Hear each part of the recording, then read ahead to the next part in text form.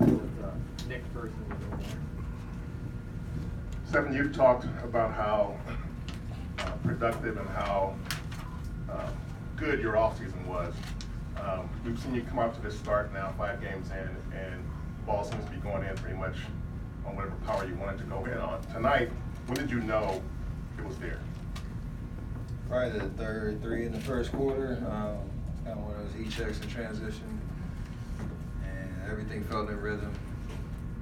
And then you start to get good looks, so you don't really have to force anything to find them, and you just can repeat that same motion as going in. And the crowd gets into it. My teammates are encouraging me.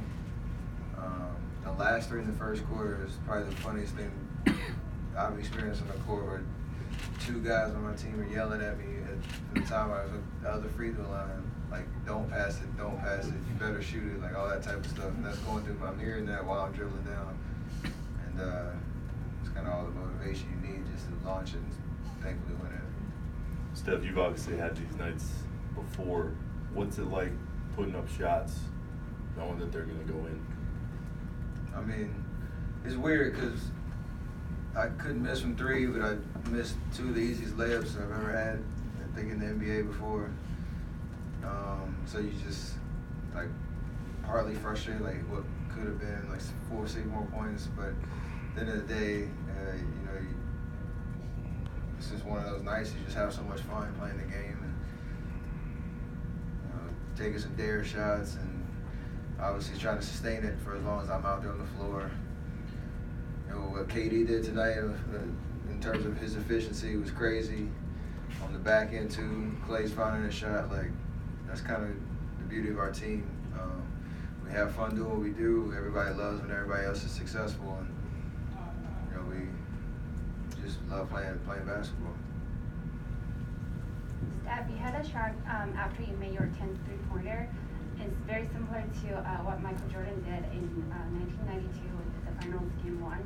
Are you doing like a little tribute to what he did, or is just your own celebration? No, I didn't think about it at the time, but obviously he's patented that move. So anytime somebody throws up the whatever, his name's gonna pop up as it should. So mine was just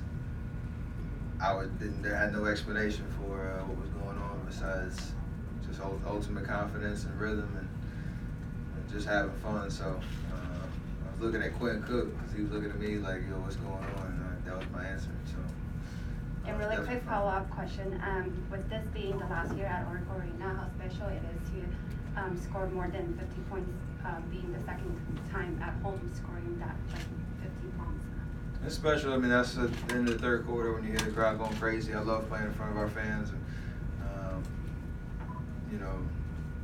this year is going to be amazing every time we get to suit up here. So, it's just one game, but I had an amazing night.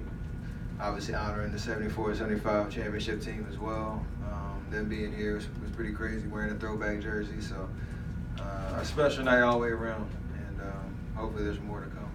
Steph, it's been chronicled, the connection between you and the fans at Oracle. To just kind of follow up on that, is there a point where you hit a couple, and it sounds different here when you kind of get rolling? Is there a point where you can start to feel that, and if you're already on, you're going to take maybe another one or a couple more at that point because of the buzz in the air? Oh, for sure. There was one in the third quarter where I literally got airballed, but I came across half court like 2 dribbles and just launched it because I had it going. But because there's a different type of energy. So when you have these type of games on the road, which I've had before, it's like I don't know how to describe it, but it's a different type of buzz where they're appreciating what's going on, but they hate it at the same time because it's happening against them. But in front of our fans, they just want to see more, and they love the show. So those type of nights are definitely special. Steph, along those lines, a couple that didn't go in. Steve said that even when you launch from 40 feet, he will never be mad because he considers it a good shot. He's lying. I had to make 10 of them before he would be all right with that. But it is kind of crazy where I can, I think I was 10 for 14 at the time or whatever from 3. And you shoot one like that in air ball, and then I made one more. But it is nice to turn around and not hear your coach on the sideline like chewing you out. So. I'd like to say I deserve that little wiggle room there, for sure.